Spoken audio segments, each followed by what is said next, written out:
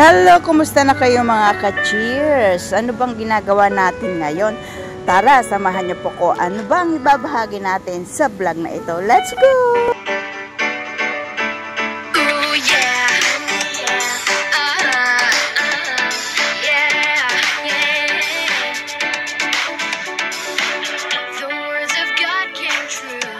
At yan nga mga ka-cheers, sana okay lang po kayong lahat at patuloy kayong manood ng ating mga vlog para po sa ating mga ibinabahagi ngayon. At yan nga po, tayo po ay nagbakasyon sa Pilipinas at ikikwento ko po sa inyo yung mga ganap po sa airport pa lang.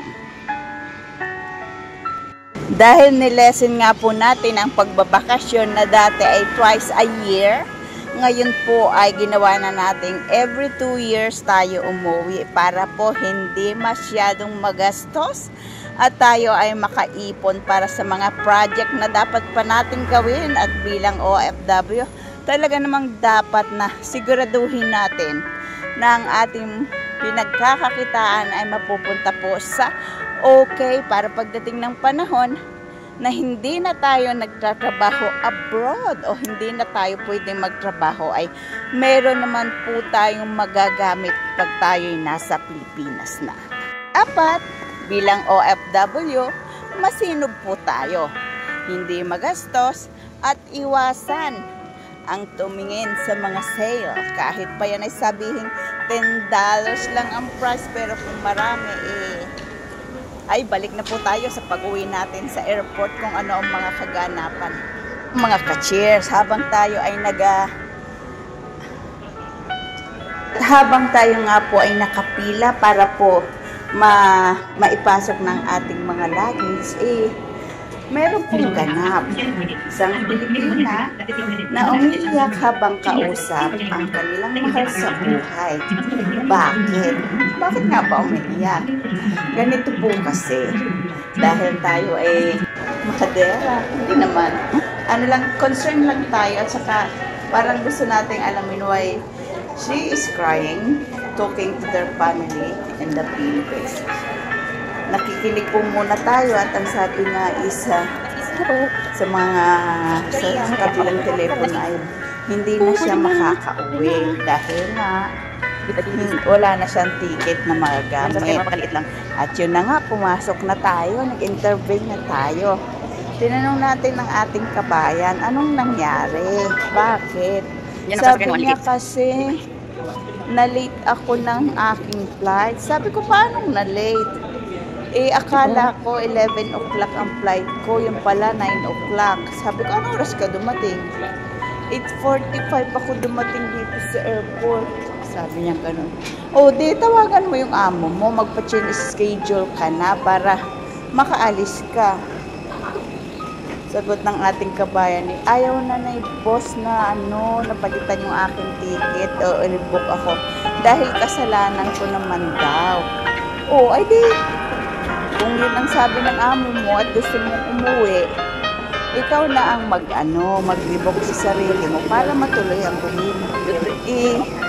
Sis, wala naman akong kapera-pera dito. Sabi niya ganun, kaya wala akong magagawa. Sabi ko, bakit kailan ba binili ang ticket mo? Bakit hindi mo alam na Sabi niya 2 weeks ago na nasa akin ang ticket na ibigay na ni amo. Sabi ko 2 weeks ago na pala, bakit hindi mo man lang tinignan ng maayos kung anong oras ang flight mo? Sabi ko, baka ang tinignan mo na ay yung pagdating mo sa Pilipinas kako. Na ang paglabag ng eroplano kapag hindi delayed ay nasa 11. So tama nga naman na ang alis mo ay 9 o'clock. Ba't hindi mo tinignan? Sabi ko, bilang OFW, we're looking forward kako sa mga holiday na tulad nito. At talagang po natin yan.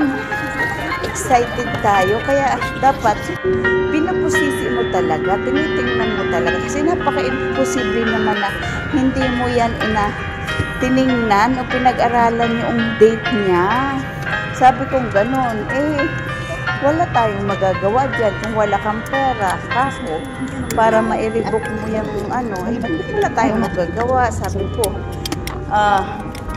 hindi ka nga makakauwi. Hindi, siyempre, sabi ko, yung mga mahal sa buhay mo, nag-aantay sa iyo yun doon. Ang problema pa, kung taga-probinsya ka, baka nasa airport na sila. Sabi ko, so, lesson learned ka ako next time, hindi man sa ticket. Sa mga na papers na kailangan mong tingnan mabuti yung mga date. Sa mga visa natin o whatever, para hindi nagkakaroon ng problema. So, iniwan ko na siya dahil nga nakapila ako. Yun ang ganap. Hindi ko na alam kung ano ang nangyari sa kanya kasi may mga bagay-bagay pa rin na mga nangyari. At yun nga po, nung aking na yung luggage ko, naupo po muna tayo sa bench na naroon kasi nga inaantay natin yung oras o yung mga tao na makapasok na sila. Ayaw nating makipagsiksikan kasi maaga pa naman. So, pinauna natin while we are sitting in the bench. Mayroon namang isang Pilipina na isang kabayan naman natin na hindi magkanda o gaga sa kanyang ginagawang paghalungkat sa kanyang luggage. Eh, siyempre, ako naman na si palatanong. Sabi ko, bakit? Dito ba lang tayo sa airport ka ako? Ay binubulat-lat mo na yung mga maleta mo. Ano pang nangyari?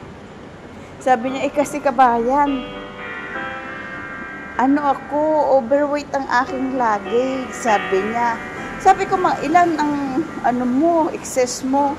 Sabi niya, excess ako ng 5 kilos dito sa luggage ko. Tapos sa hand carry ko ay 3 kilos plus yung pack bag ko pa. Kasi yung hand carry niya, maleta, yung maliit na maleta.